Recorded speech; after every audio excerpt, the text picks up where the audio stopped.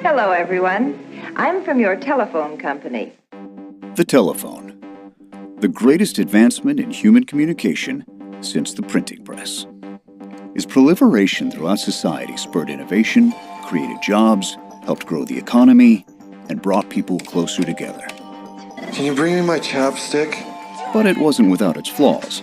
You usually had to be stuck in one place in order to use one. Give us that back! No! Stop it! Oh! Which could be frustrating. Damn. If only you could go wherever you wanted while talking on the phone. I'm a little black woman. Those who thought that getting a car phone wasn't for them weren't keeping up with the booming industry of cellular radio telephone. Wireless technology and devices have forever changed how we communicate with family and close friends. In the U.S., the wireless industry is responsible for 3.8 million jobs and generates over $146.2 billion annually. In the United States alone, there are over 200 million cell phones in use. Globally, this figure stands at 4.77 billion and is expected to reach 6.1 billion by 2020. Prior to 1984, wireless technology was only used in the military. And in 1984 was the first move to take wireless technology into the consumer environment. Cell phones, at the time, they were excluded from any pre-market testing. So they came onto the market without any safety testing at all.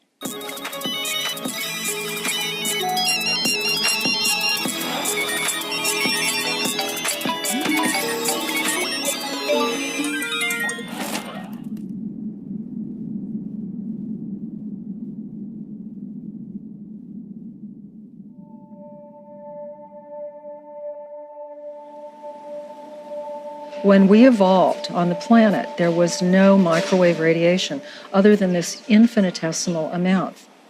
And what we have added today is a billion times more microwave radiation. Our bodies didn't evolve with it, and we have no protection against it. So it's invisible, but it's a very real environmental pollutant. EMF, or electromagnetic fields, are invisible forms of energy, often referred to as radiation. They are associated with the use of electrical power in various technologies, including wireless devices.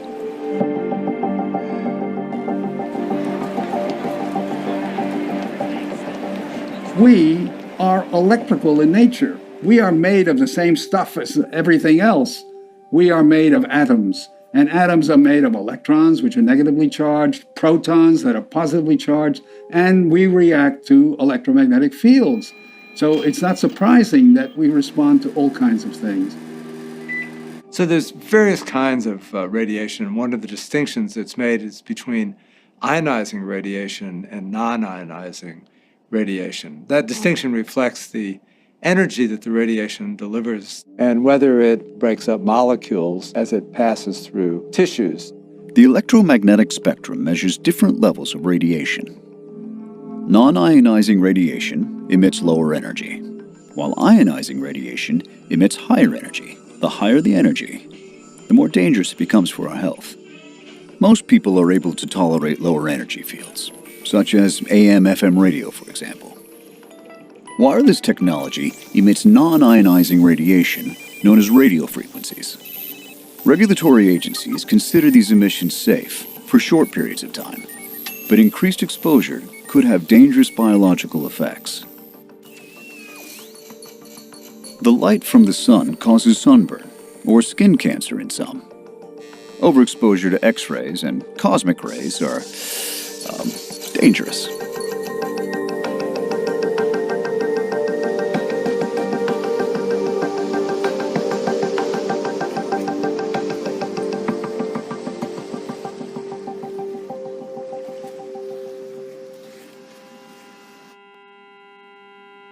Where there's scientific uncertainty and a need for research is how non-ionizing radiation might cause some of the diseases that are of concern. Some of the diseases we've seen epidemiologically So yes, we know that there's a potential to heat, and then there are questions about whether there are other potential mechanisms.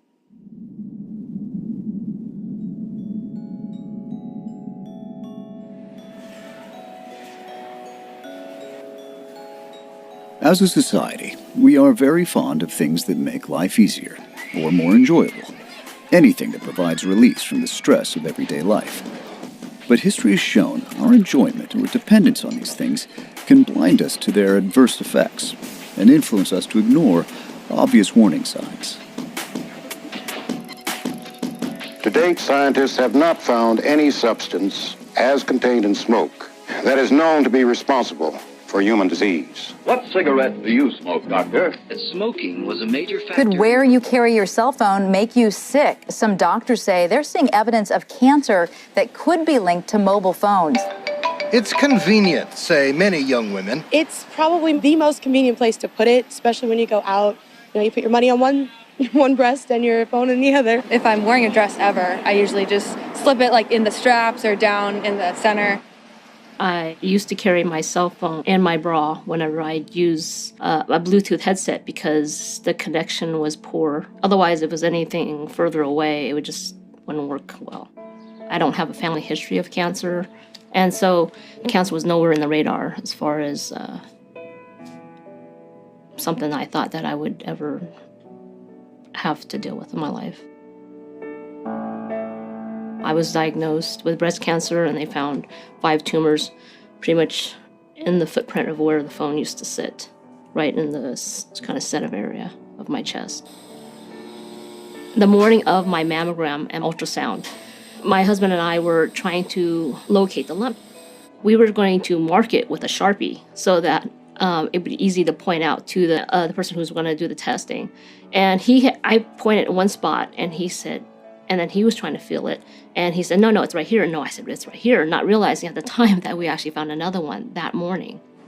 And here we were arguing that morning. He says, no, this is it. And he was arguing that was it. And we actually come to find that morning, actually, we had discovered another one.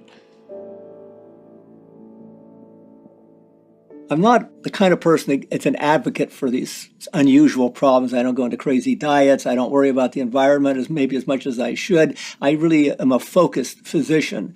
But when Donna came in with her case, it kind of opened my mind. It didn't convince me there was a problem, but I remember sitting very clearly looking at her slides with the pathologist. And I said, well, how many tumors are there in this breast? She said, well, there's basically 3 dominant tumors. But it wasn't until we looked at her mastectomy specimen under the microscope and saw what wasn't just a single cancer, but it was multiple cancers, but it was very extensive in a very unusual pattern. And that's when it clicked with me. I said, I don't remember seeing that pattern in anybody before. And I remember her saying she's worried about her cell phone. Could there be a connection? The best evidence that we have for an adverse effect of RF is an increase in the frequency of cancer. The wireless industry denies there's a problem, citing a lack of scientific evidence that cell phones cause breast cancer. There is no evidence, but that's because we haven't studied it. Until further data either supports it or disproves it, I would keep cell phones away from the body, and in particular, the breasts. We have cancer registries in place that quite carefully track new cancers among children and adults. They work with the hospitals, the clinics, the pathologists to identify each new case. And this is to help us understand how much cancer there is, what kinds there are, and what directions the rates are going. Are they going up or down? The question comes up, how long would it take to prove that cell phones could cause it based on the way we figured out smoking caused lung cancer? And there's no database. All this stuff takes years to accumulate. The doctors, by and large, aren't asking patients, did you put your cell phone in your bra? Yes, a few of them are, and I've had phone calls, and I've had patients come to me because their doctor made the connection. So it is happening, but it's not like with lung cancer. I think it may take longer for cell phones to accumulate enough data to really prove it's a risk factor for breast cancer.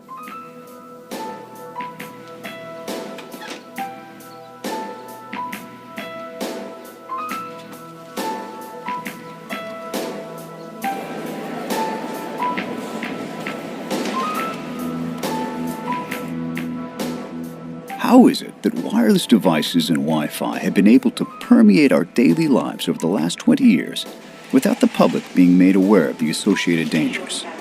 So back in 1984, the two key agencies were the FDA for the devices and the EPA for the infrastructure.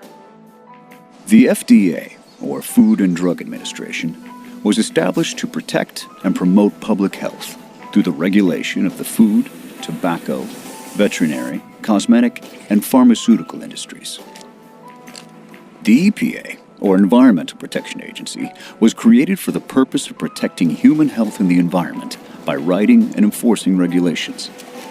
Neither agency had any previous experience with the regulation or safety testing of new technology. Both of those agencies preempted either pre-market testing or post-market surveillance because at the time it was felt that the power was so low for cell phone transmissions that there could not be heating. And without heating, there could not be health effects.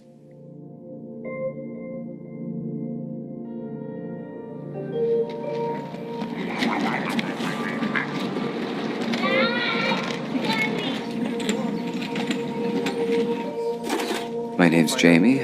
I'm from Los Angeles, California. I'm a photographer, and I'm electrosensitive.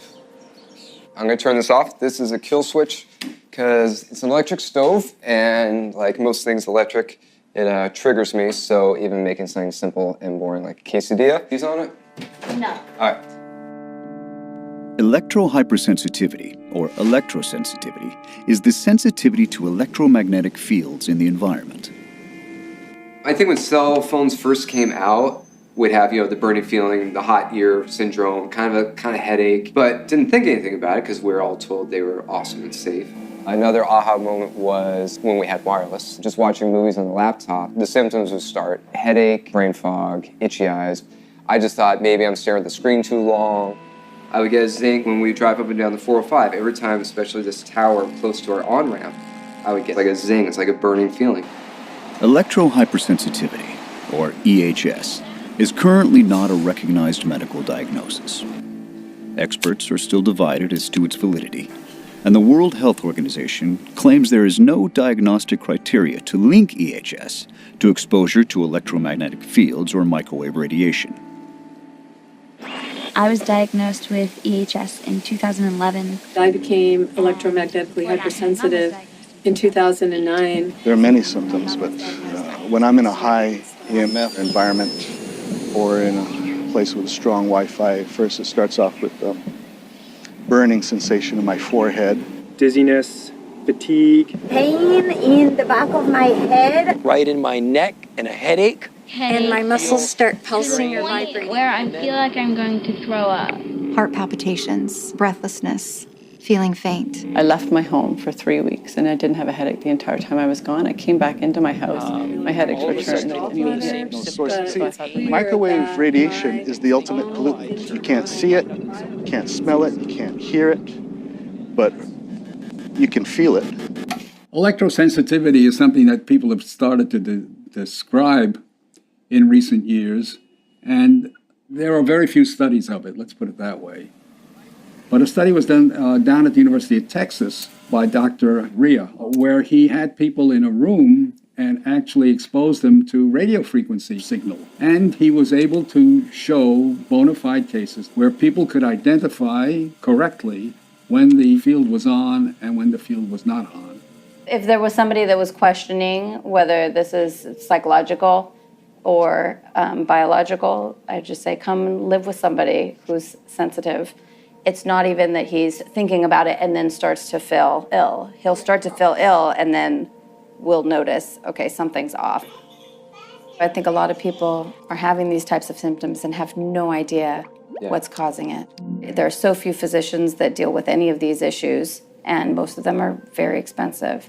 But those are the people that even know what's causing their problems. And there's a lot of people who, when they even do figure it out, those around them are skeptical, and so they don't have the support. Now, what's the difference between me and somebody who's electrosensitive? My body was able to adapt. Why? Well, there are genetic reasons, there are epigenetic reasons. So when you put adaptation into the equation, now it's even more complicated because the signals don't affect everybody the same way.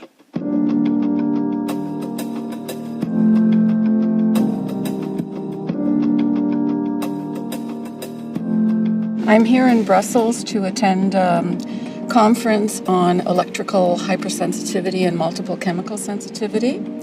And the reason that we're holding this conference is because there are so many people suffering from environmental illness, and it's important to get the scientific community together with the medical community so that we can help people recover from electrical hypersensitivity. My background is as a neuroscientist. I've studied the central and peripheral nervous system. We had struggled for many years to get some form of answer to the simple question, a person with electrohypersensitivity, what is he or she? This Congress is trying to raise awareness among healthcare practitioners because so few of them recognize environmental sensitivities, and very often people are misdiagnosed as having psychological problems rather than physiological responses to environmental stressors. If I ask you how much more such radiation does penetrate your body today compared to like 10 years ago, is it twice as much? 3 times as much? No, it's a quintillion times more. That's a 1 with 18 zeros.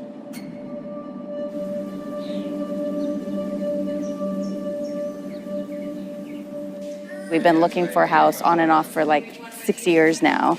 And because of Jamie's electrosensitivity and other health issues, it's very, very difficult to find a house. The house had been up for sale for a few weeks, and it hadn't even occurred to me to look because it had been so difficult to find a house.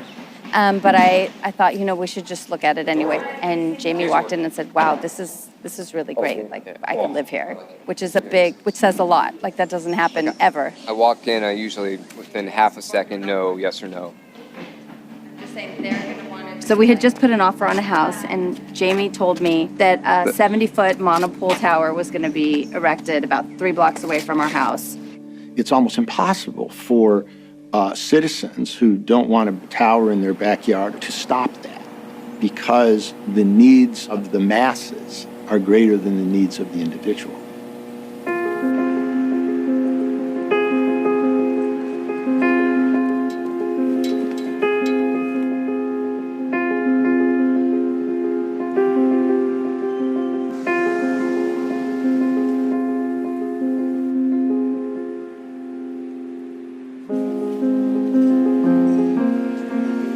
I think it's an interesting area for me personally as a doctor to learn more about the electrosensitive syndrome. And I would hope that there would be criteria for the diagnosis, which we don't have today. My hope is that this should be recognized as a medical disorder and as such get an international code of diseases. That's one thing which is urgent. The other thing is to come up with some kind of treatment advice because there are different types of treatment. It is recognizable biologically, but the information about how to recognize it biologically is not pervaded through the medical literature. There is an increasing body of diagnostic tests and guidelines that can correlate the exposure of a person to radiation and the physiological effect quite reliably. You can do a blood test, you can do a urine test, you can measure malondialdehyde, lipid peroxidation, you can see what's going on with those cells, and that is a biological measure that says the person is impaired. Recently, Professor Dominique Belpompe from France tested about 700 people who suffer from electrosensitivity.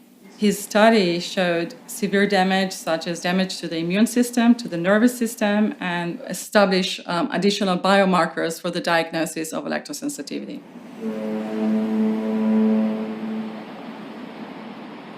I became very involved in the cell phone brain tumor issue in 2008 when my husband was diagnosed with a brain tumor. He had a grand mal seizure in the middle of the night and was rushed by ambulance to our local hospital. And within an hour, they had done a CT scan, and they said he had a large mass in his right frontal lobe. He had to wait, though, about 2 weeks for surgery. And what was really remarkable was that our son had worked for Senator Ted Kennedy. He was an intern for him. We've just learned here in the last hour or so that Ted Kennedy has a brain tumor. That news. So my son came in and he said, "Mom, I have to talk to you about something that's really bothering me." They think it was his cell phone. And I was just stunned because my husband was a heavy user of a cell phone. He always held it to his right ear, and his tumor grew. It was his right frontal lobe. I remember that night I sat up all night long searching the internet, and I found all this information that I had no idea existed. And there were studies about it, and there were scientists in Sweden, and there were other people who were talking about how cell phones were causing brain tumors. Today we're talking about cell phones and brain cancer. We don't know why they're harmful, right? Cheryl Crow was recently diagnosed with a benign brain tumor. It's in my cell phone area, and there are no doctors that will confirm that. But There's no way to say that cell phone use is safe. The public generally assumes that if one is selling something on the market, that we have had assurances that that device is safe. There's truth and there's justice. The science is all about truth. Let's go find the truth of whether or not there are dangers and all of that. That's the truth part. But the government and regulatory authorities are all about fairness.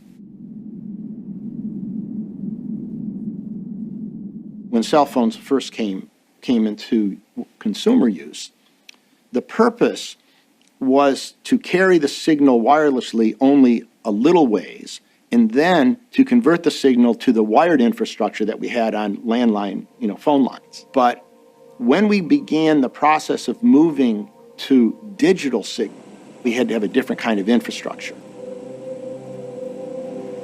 So recently, the past year or two, there has been a lot more cell towers popping up and down all over the place. So there's the existing one right there. Not sure whose it is. So there she is right there. There she blows. In 1985, the total number of cell phone towers in the United States stood at just 900. Today, that figure stands north of 215,000.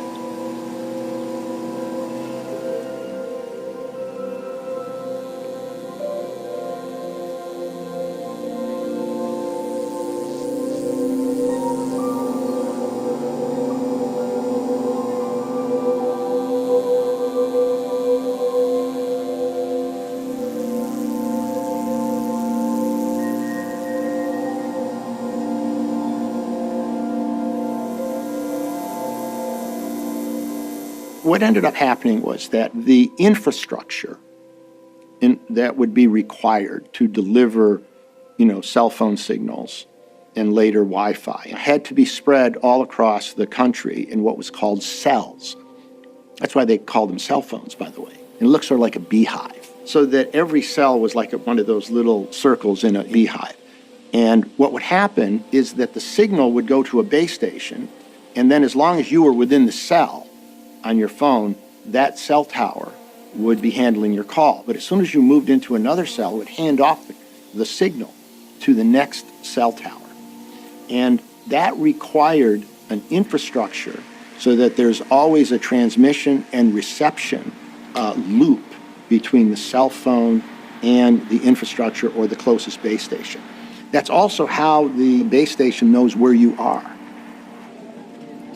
If you have good signals in Maryland, but you don't have good signals in Virginia, Maryland would have a commercial advantage in business. It's about fairness. And when you go back to our Constitution, the Commerce Clause is one of the big fairness clauses. So it became a federal program to build out the infrastructure. That was the rationale for the federal government being able to come in and, in effect, in some cases, step on the rights of individual citizens in order to build out the infrastructure.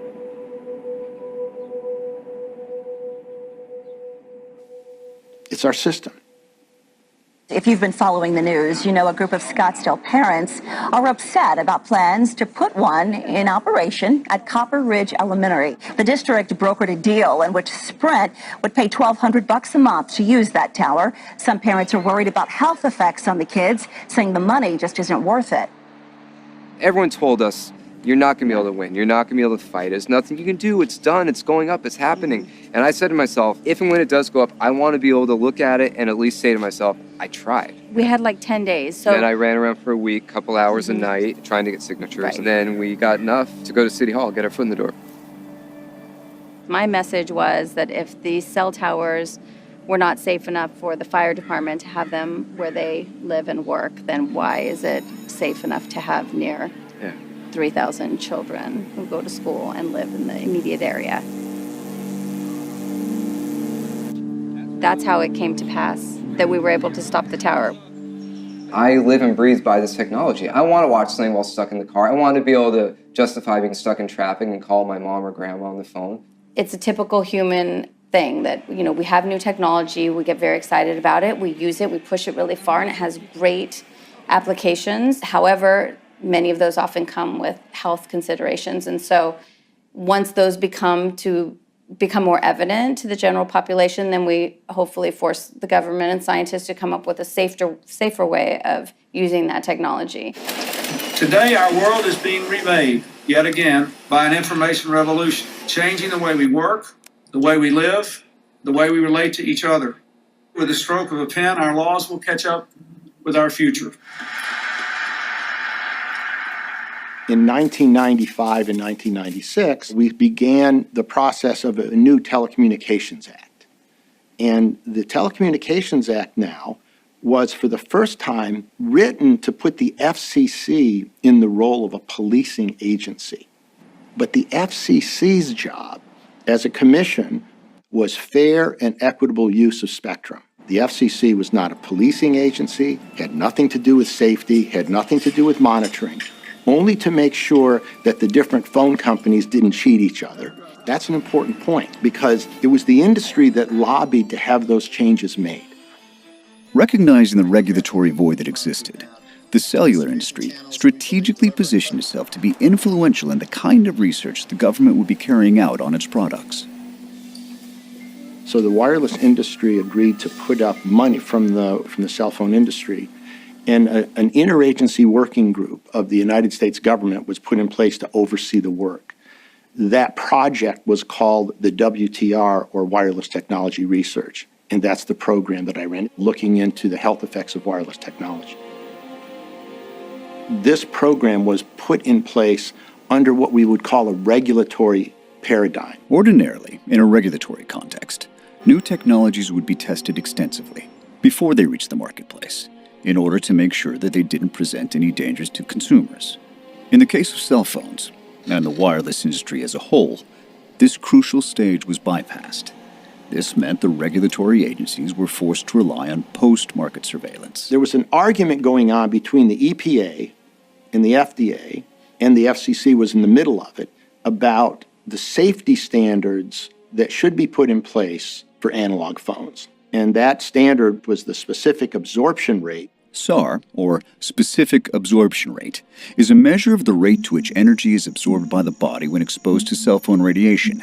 The smaller the body, the greater the exposed area. But the standard was based on microwave oven studies from the 70s and 80s. It was really not relevant to anything other than heating effects. When they did some safety testing, the device that's had the most testing is probably the mobile phone. It's one of the first devices that emits this kind of radiation. And they built a model that they called SAM, standing for Standard Anthropomorphic Mannequin. But bizarrely, what they did was SAM was based on the 90th centile of military recruits. So he wasn't representative of a child or even a woman or actually an average man. This guy, just his head weighed 5 kilograms, which is more than some children's entire body. I think the thing that surprised me most and really kind of caught my attention the most, which I hadn't realized, is that the manufacturers actually tell people in the instruction manual, which I'd never read, not to put the cell phone against your ear. The advice in the phone tells you to keep it off the body because phones are tested in two positions. They are tested next to the head and next to the body. When they're tested next to the head, they're tested with a spacer. It used to be 10 millimeters away from the head. Now I think it's 6. But the point is, there's a space between the phone and the head. The industry has succeeded in getting the FCC to accept an approach where the phone is not used like this. And you know that this is exactly how most people use phones. In that time frame, in 1995, 1996, it was really the industry that was pushing for the SAR standard. And the reason was because they knew that they could easily meet the SAR standard. If you got into standards that were biologically based, actually looking at health effects and all that stuff, the industry was worried. We do have one finding in experiments that indicates the potential for genetic damage coming from radio frequency radiation, such as that comes from the phones. And we also have an epidemiological finding of an increased risk of a very rare type of brain tumor among people who report using cellular phones. We were sort of caught in a difficult place because some of the claims that were being made about health effects were so severe that had there been pre-market testing, cell phones never would have made it into the marketplace. So what happened was, through some lobbying efforts and in the Telecommunication Act when it was finally passed, the EPA's RF program was defunded. We didn't like what they were saying, so let's get rid of them. And that's what happened. People deserve to have the right to know. The industry wants to keep the cat in the bag as long as they possibly can, that there is harm. They don't like the word radiation. They don't like the word safety. They're against all of this because they don't want to alarm people, and the big thing is they have no liability insurance. By Lloyd's of London or Swiss Re, the two top insurance companies. The main effect on the insurance industry will concern product liability claims for bodily injury. I'm involved in this issue because I love my husband. Just a few months after Alan had his diagnosis of a brain tumor, I ended up testifying to the United States Congress about it. Today's hearing will examine what science is saying about the potential links between long-term use of cell phones and tumors or other health effects. I see this from the public health perspective as being very, very important that we urgently need more research. We have almost no U.S.-funded research in this area. I'm not a scientist. I'm a human being, a mother, a wife. I do know from my research and from talking with doctors and scientists worldwide that there are major flaws, even in this Interphone study. I have in front of me something right here that says, the Interphone studies always find a statistical significant elevated risk when a cell phone has been used for 10 or more years on the same side of the head where the tumor was found. I'm sorry, but I'm not understanding the lack of correlation here. The FCC is debating the science, and the FCC is a captured agency. They're captured by the telecom industry. There's a revolving door between the telecom industry and the FCC. There's people that have worked at the FCC that now work for the telecom industry. There's people that work for the telecom industry that are now at the FCC. When I myself look at where people go for advice, so where would I go as both a parent and a medical doctor? I look at the World Health Organization, I look at my government and the education authorities and the groups like the Department of Health. And it's very hard now to find groups who are truly independent. All of these groups receive revenue from the telecommunications industry. The wireless industry spends $100 million a year lobbying the Congress. They have very good access to the FCC, so it's really hard to go up against the power of this industry, even when you have the facts on your side. Despite the industry attempts to suppress the findings of the scientific community, scientists continue their pioneering research into the adverse effects from EMF and RF exposures.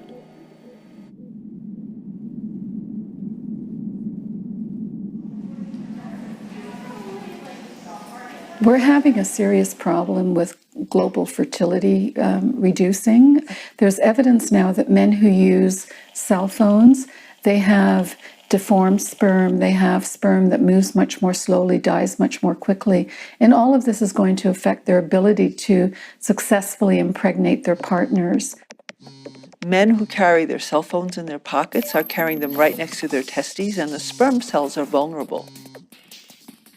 In autism, we see de novo mutations, which is mutations that the babies have that the parents don't have, and that can be caused from genetic damage. There's been a study done in Iceland where historically they have a usually homogeneous population when many of the people are related, so they have similar DNA, and when something is bad, it'll stick out like a sore thumb. They took, I think it was only 78 children, and half of them were autistic, and they analyzed the DNA of the child and the DNA of the mother and the DNA of the father. And they found that they had some mutations in the child that were not present in the parents. And the reason for that is very simple. Girls are born with all their eggs in an ovary, so it's pretty much guarded until puberty. The testes are exposed, it turns much more accessible to radiation, and as a result, they get irradiated. And the interesting thing is that when a spermatocyte gets irradiated, it keeps on making sperm cells with the mutations.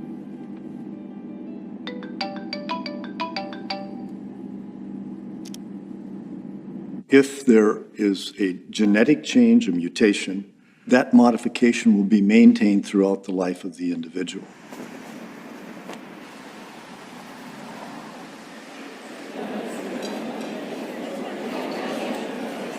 I am a pediatrician, but for the last 10 years, I decided to work on epigenetic, on cancer research, because in the last 20 years, cancer is increasing in children. And not only cancer, because a lot of chronic diseases are increasing in childhood. We have an increase in autism. What we are witnessing is a real epidemiological change.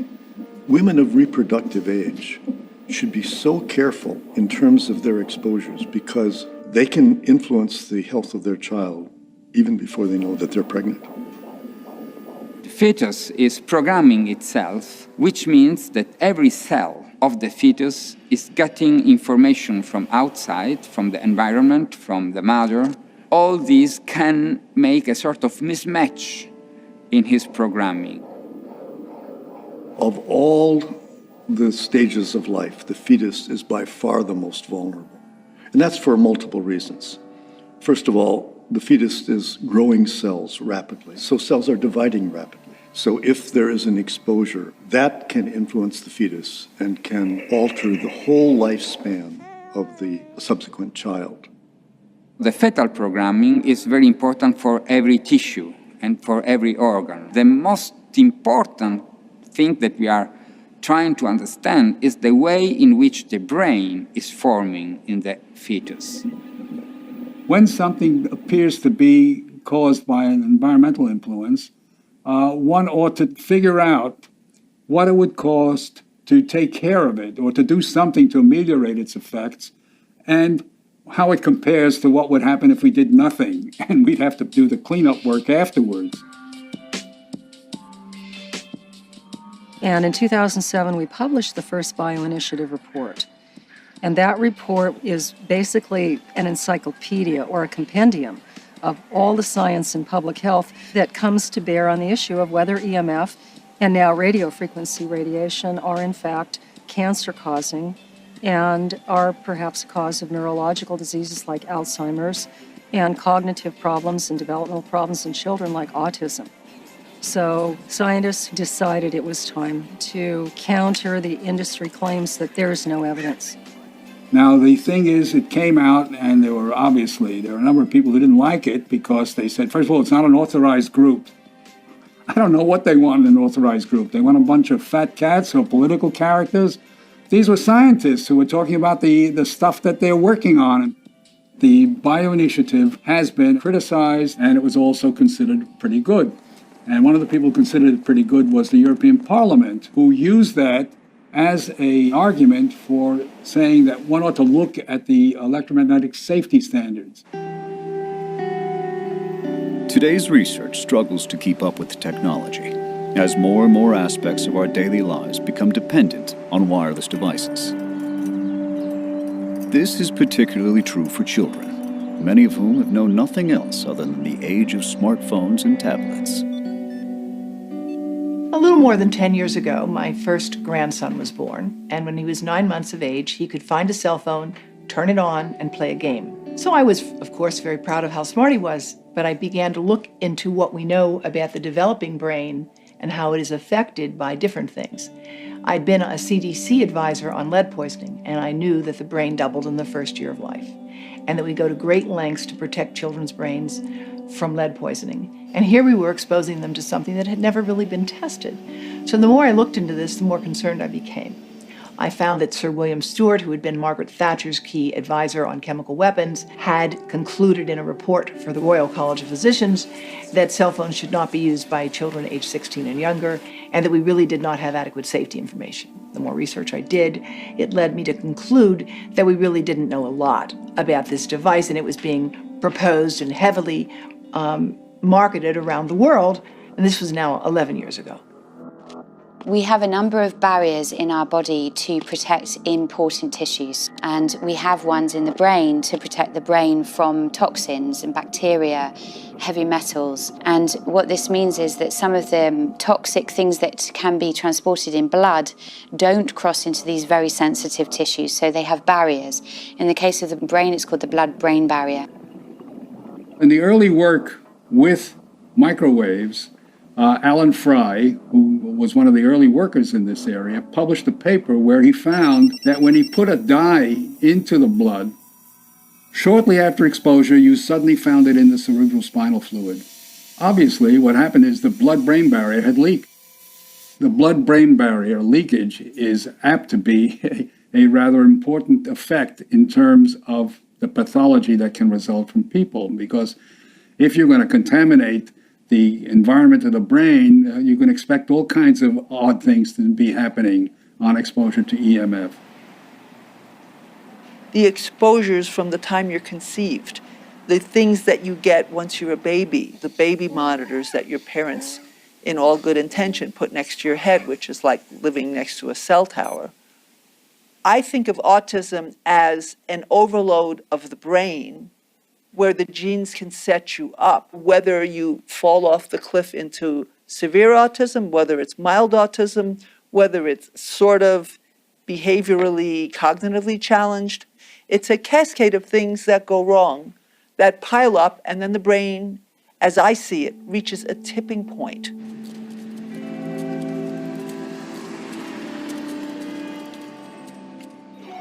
The exposures that we now have are unprecedented. I remember a life without this kind of radiation. But the children that we have now are going to view the internet the way that we view electricity. They'll think that it's just something that, of course, is okay, because they never knew life without it.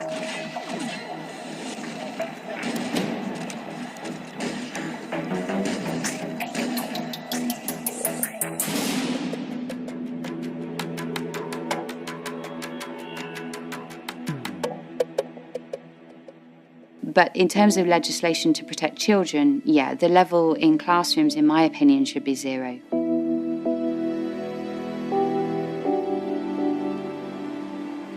We are the second largest school district in the nation.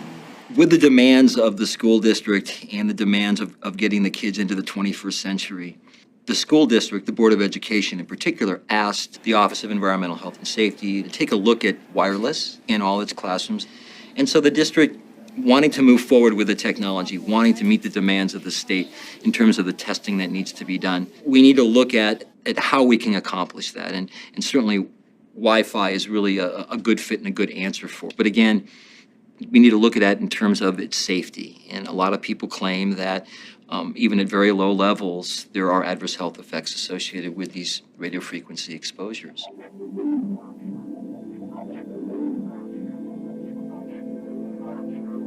The recent attempts of various school systems to try and enrich the educational opportunities of the students is sort of leading them into some peculiar blind alleys.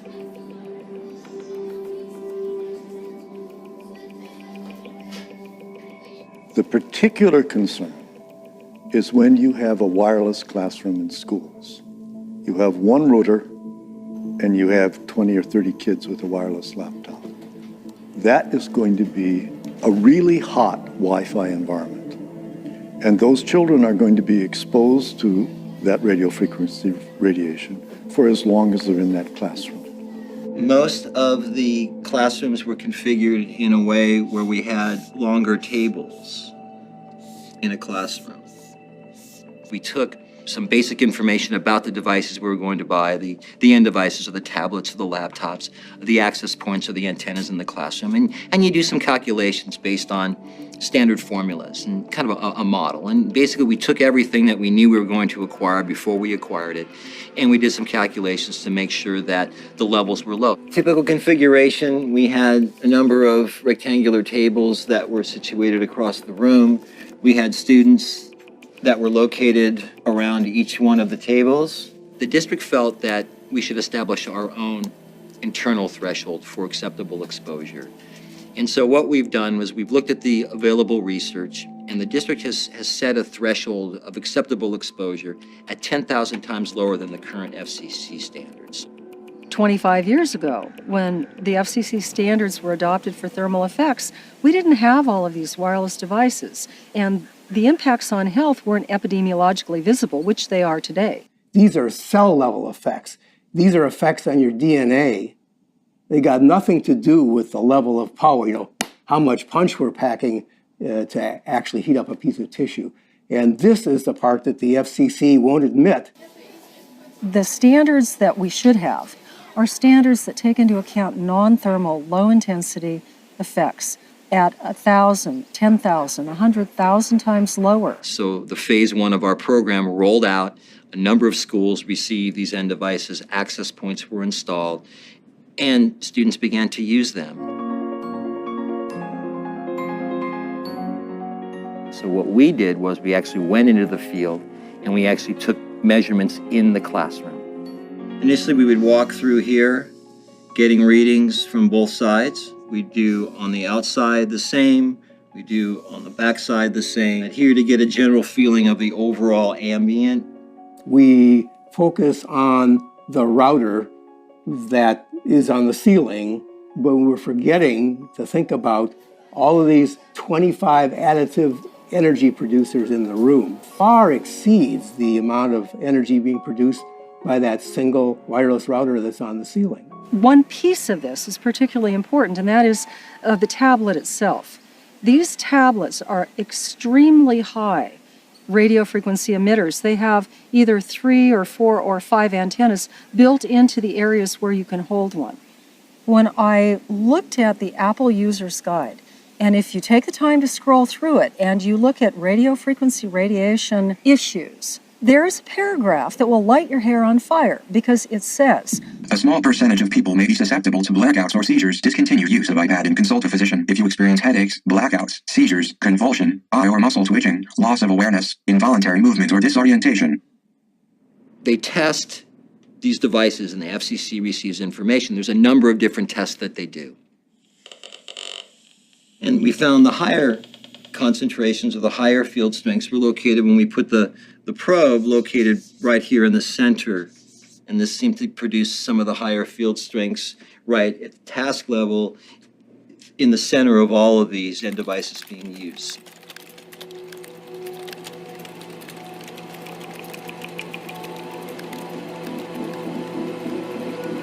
We've got an analogy of a classroom being the inside of a microwave oven set at very low power. Children are exposed to that Wi-Fi radiation 6 hours every school day, 5 days a week, and for several months during the year. 13 years of school, it's a very disturbing trend that we're setting up by irradiating some of the youngest and most vulnerable people in our population. Most parents are oblivious to this whole issue. They think Wi-Fi in schools is the greatest thing since sliced bread because they have no understanding of the concern. The parents of a 12-year-old student are suing the Fay School in Southborough, claiming the private school's Wi-Fi made him ill. They say he has electromagnetic hypersensitivity syndrome, and radio frequency emissions from the school's strong wireless network has triggered headaches, nosebleeds, and nausea. I used to be the Ashland Education Foundation president, and I ran 7 different campaigns to bring technology into Ashland Public Schools over the years. We have something in Ashland Public Schools called Best Practices for Mobile Devices. In our classrooms, when we're not using the Wi-Fi, we should be turning it off. And when we are not using devices actively, then we should be turning them off. We are the first public school district in the nation to address this. It's fascinating when you look at what's happening with school systems around the world. In France, they had some of the first adopters of Wi-Fi. Now they're recognizing that the Wi-Fi is potentially harmful to school children, so they're getting rid of it in elementary schools.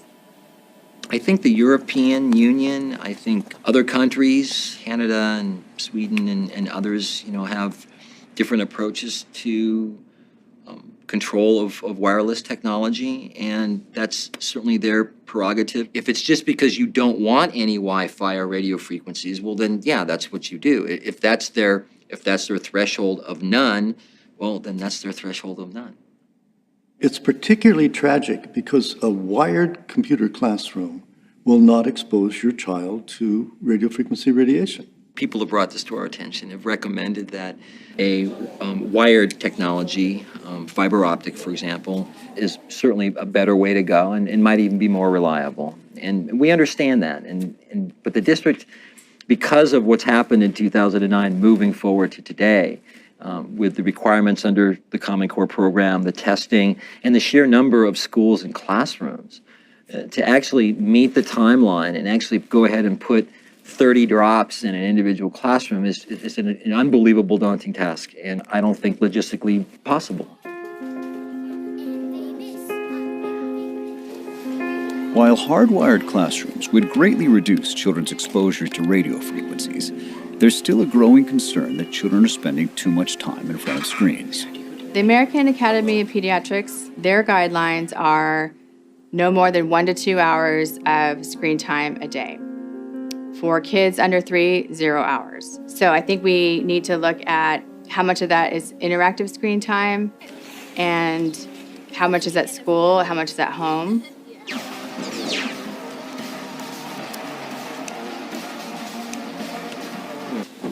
Kids become addicted to their signals. You can go into a nice restaurant and there are 4 people sitting at a table and they're all doing this, not even interacting with each other. And there's been such a change in the way people interact with each other. It's all about them. And it's not just because of Facebook. It's all about this is more important than interacting with you. From a psychological point of view, from a development point of view, those things are important. To be able to focus, to be able to remember things, to link complex thought, to track somebody's facial emotion as it has subtle shifts. All of these things require incredibly high levels of subtle, coordinated brain function. That general concept, to me, is what links the various brain problems that people are facing, ranging from Alzheimer's, where you can't remember, to attention deficit, where you can't focus, to behavioral dysregulation, where little things send you flying off in one direction or another. When you look at all of these at the chemical level, you see varying degrees of severity of depletion of protective substances like glutathione in the brain.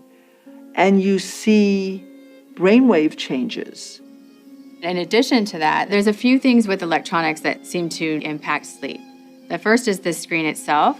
The light from the screen tends to be a bluish or whitish tone, and that mimics daylight, and the brain thinks it needs to be alert. When that happens, melatonin, which is the sleep signal, gets suppressed for several hours. So even 10 minutes or so of screen time in your evening will suppress melatonin. When melatonin's suppressed, we don't get the benefit of it fighting inflammation in the brain. And we know that kids with ADHD, they have abnormally low melatonin to begin with. There has been a 53% increase in the past decade. In all, 11% of kids have been diagnosed with the disorder, and approximately 2/3 are being treated with medications like Ritalin and Adderall. On the surface, the answer would appear simple. Monitor your child's screen time and limit their exposure to wireless technology. But the reality is that taking away their devices may not be enough.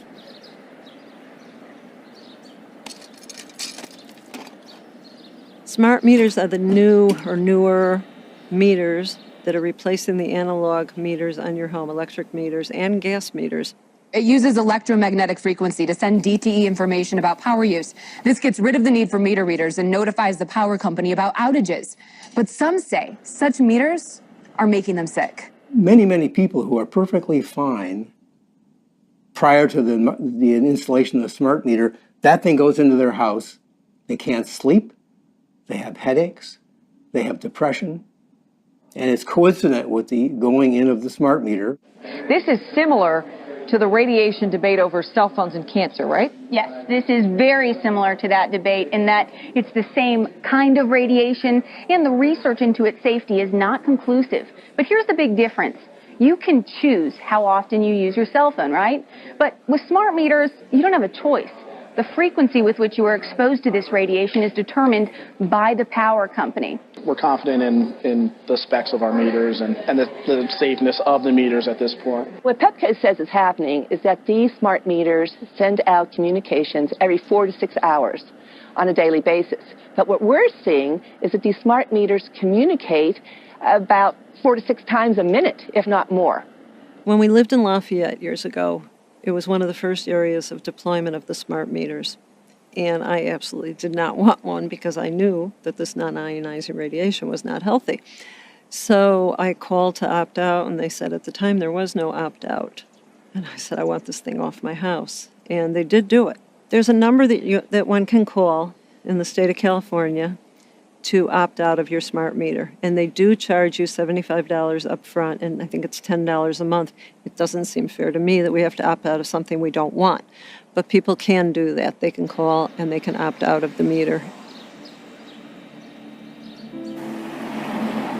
The driving force of the 21st century will be powerful processing centralized in the cloud and wirelessly connected to thin clients. Autonomous vehicles will be controlled in the cloud. Smart city energy grids, transportation networks, and water systems will be controlled in the cloud. Immersive education and entertainment will come from the cloud. But such futures won't come to pass unless the pathway to and from the cloud is low latency, ultra fast, and secure. 5G's been approved. The FCC voted on it. It's going to be rolled out. It will be faster and it'll take up more of the spectrum. 5G has an enormous amount of promise. It's expected to enable all sorts of things like virtual reality, self-driving cars. You could potentially download a movie within a couple seconds. With 5G comes the small cell equipment that they're going to be putting on every pole in every city, right outside people's windows, or on fake mailboxes. Nobody has taken into account the cumulative radiation that we are all getting, especially children. And there were no pre-market safety testing on any of this. So many people involved in the science around this issue are out there arguing for massive change to everything, from, tearing down the structure that we have of regulation and public safety, to getting rid of technology, to doing all kinds of things that are extreme. Fact is, none of those things are going to happen. So what can we do now? My son, Zach, and I created California Brain Tumor Association. And the reason we did this was after we started hearing from more and more people who were affected by this, we wanted to start raising awareness about this. And we were able to get cell phone right-to-know legislation passed unanimously in San Francisco. We try to say that it's not about the science, because we always get pushback from the legislators. Oh, the FCC says there's no, conclusive evidence. Unfortunately, the National Institute of Health, these are captured agencies. So we try to say that it's really about giving people the right to informed decisions. And what that means is that the warnings that are now hidden in the phone or in the manual that nobody knows about and sees, if you read them, would be given to the consumer at the point of sale so that they can make informed choices for themselves and for their children as to the safest possible use. So the city of San Francisco passed this law unanimously, and then the industry, the CTIA, Cellular Telecommunications Internet Association, came in and sued. Cellular Telecommunication Industry Association's argument is that it's a violation of their First Amendment rights. They're saying that this is allowing speech to be given to consumers at the point of sale that they are not okay with it. And then it went to the federal court in a non-published decision. They said it violated the cell phone industry's First Amendment rights because it was compelling speech that they didn't want given out at the point of sale. So now we've had similar legislation passed in Berkeley, but what we did here is we learned from our mistakes in San Francisco. San Francisco did overstep their boundaries a little bit in that they had warnings that they were going to give out to people saying, limit your use, children should not use cell phones, turn your phone off when not in use. So what we did in Berkeley is have Harvard constitutional law professor Larry Lessig help with the legislation so it would stand up in court. The city expects the industry to file a lawsuit. This proposal would irresponsibly alarm consumers into questioning the safety of cell phones. And of course, the industry did sue just a couple of weeks later. Here it is. It seems kind of short-sighted. If you look at the tobacco industry, they got behind the warnings eventually because their lawyers told them it's in their best interest. Because when these product liability cases come to trial, they can always point the finger at the consumer and say, well, didn't you read our warnings? We warned you. This stuff is harmful. So be straight with me. Is it true? It could be. No, well, very few cases. There was an unfortunate incident out in Iowa. Look, gentlemen, practice these words in front of the mirror. Although we are constantly exploring the subject, currently, there is no direct evidence that links cell phone usage to brain cancer. What is this direct evidence that they, in the movie, concluded didn't exist? Direct evidence means dead bodies. If we take this approach to public policy on cell phones today, we're basically condemning an entire generation or two to getting sick in enough numbers before taking action to prevent it happening. I have proposed that on every mobile device, whether a phone, whether a router, whether an iPad, that there be a 2 cents a month fee paid equally by the consumer, the internet provider, and the manufacturer. And that amount of money would generate the funds that we need, first of all, to train people in medicine and engineering so they'd understand this. We need to do the monitoring of the impact of children in schools, and we need a public educational program. It really has to be solved more from a regulatory point of view, more from a population-based point of view.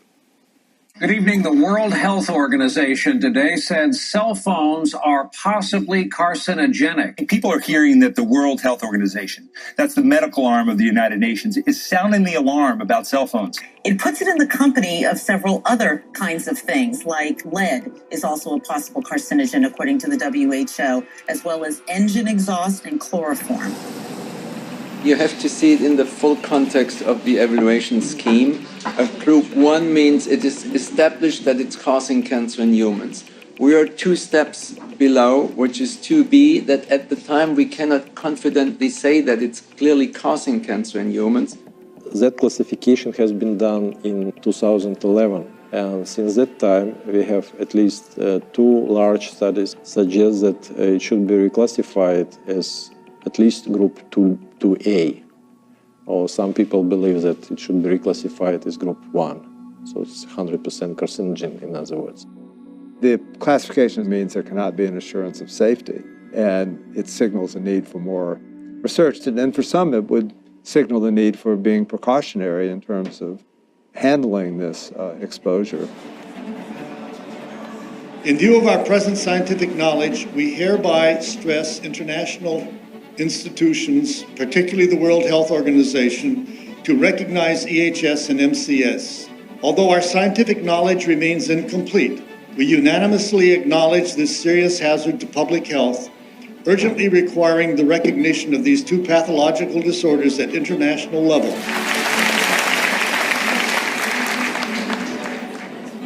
What is really needed, and what this conference was intended to provide, is a strong statement to the World Health Organization that there is sufficient scientific evidence today to classify electrosensitivity as a medical condition, and what this will do is go a long way toward letting physicians know they've got to get educated and learn to begin to treat patients with this condition.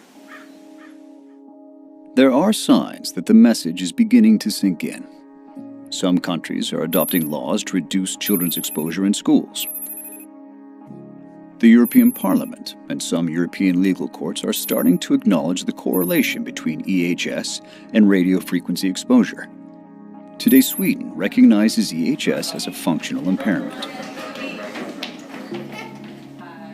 If the World Health Organization recognized electrosensitivity as a real thing, I think it would help in a lot of ways. You know, if talking to teachers about it, if you could show them, it's not just me, the parent, it's the doctors, the scientists. I think financially it would make a difference. Financially make a difference, I mean, if it was something that health insurance companies recognized and we could have, right now all the treatments that he does is purely out of pocket and it's quite expensive. Yeah, I've been addressing a lot of issues with myself health-wise, mold in my system, chelation, getting metals out of my body. But I've noticed since the past year that I've been doing all this that my sensitivities have gone down. I don't feel like a text from across the room. I don't get headaches, every time I drive by the towers on the freeway. When this first came up and we realized that we might have some sensitivity issues in our house, the first thing we did was just turned off the wireless at night. And that seemed like the easiest first step. We hardlined completely and we have the plugins. Yeah. Here's what helps us hardline. Plug it into here. Signal's going through the walls. It's gonna come out here. And welcome to my office. Plugging in here. Grab the signal and send the signal through this Thunderbolt here. I can still use a laptop computer and take it anywhere in the house I want to, but I just plug it in to whatever the nearest outlet is.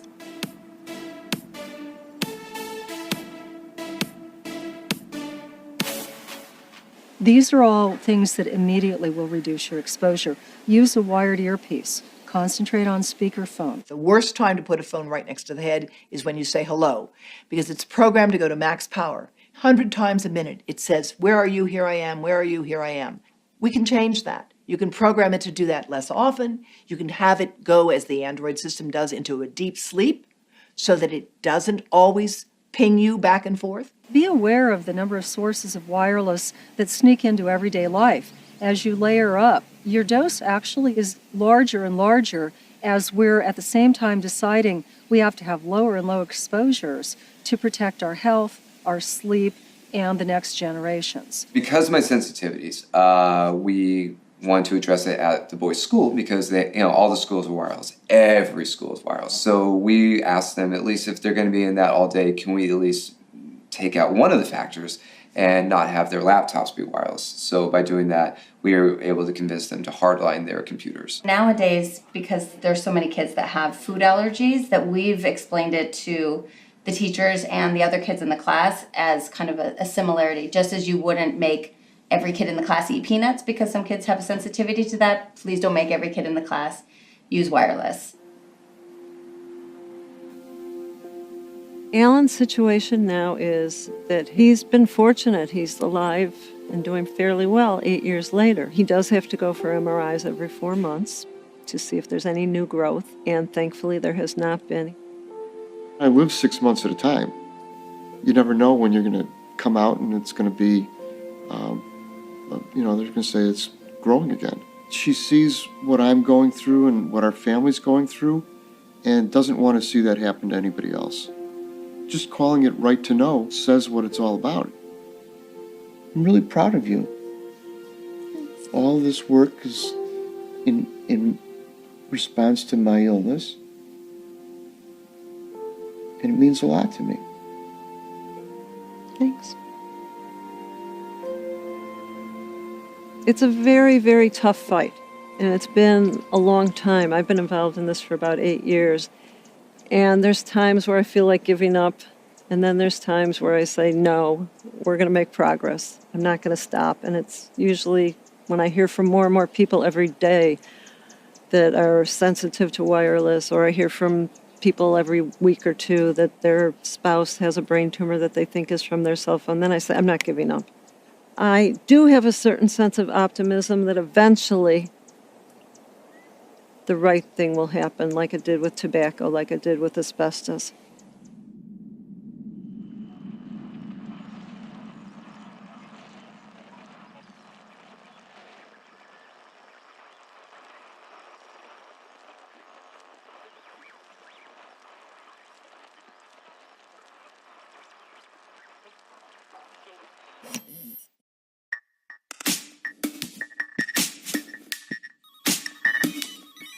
Every day, new technologies enrich our lives.